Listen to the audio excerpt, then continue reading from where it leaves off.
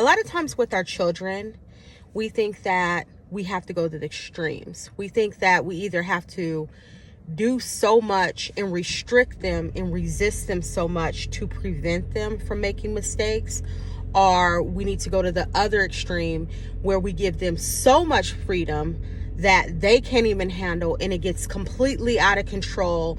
And when things spiral out of control, we try to get them back into on the right path, and sometimes it's too late. It's important as parents to make sure your kids have a balance, a healthy balance, allowing them to have freedom to a certain extent, even when they're young.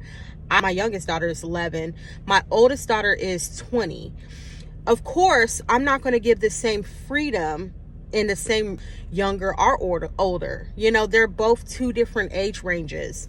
My younger daughter, that's 11, I'm more mindful of at somebody's house, you can't go do this, you can't go do that.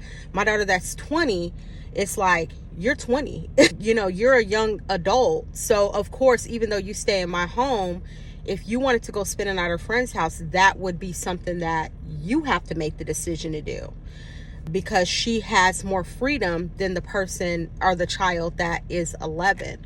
A lot of times I see parents go to the extreme. I'm not going to allow my kids to date. I'm not going to allow my kids to date at all, or do this or do that. And then a lot of times we kind of rob our kids of experiences that they need to grow. And when we do that, because we think about things that we've been through, oh, I don't want them to date because I got pregnant when I was young, you know, or something bad has happened. You're kind of like already like putting that into the reality of your children.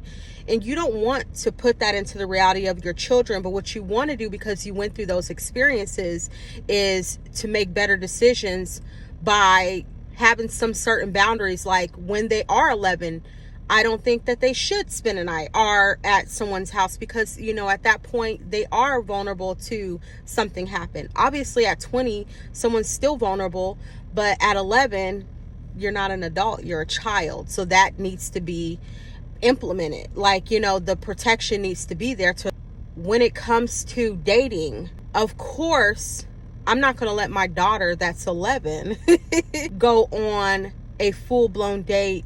Her talking to a boy, we have certain boundaries in place, and she knows, okay, well, mom said I can talk to him, he can be my little boyfriend, you know, maybe I'll be in the movie theater and they can go watch a movie together. That's okay to me. That's healthy. We have to learn how to have healthy parenting boundaries, because sometimes us as parents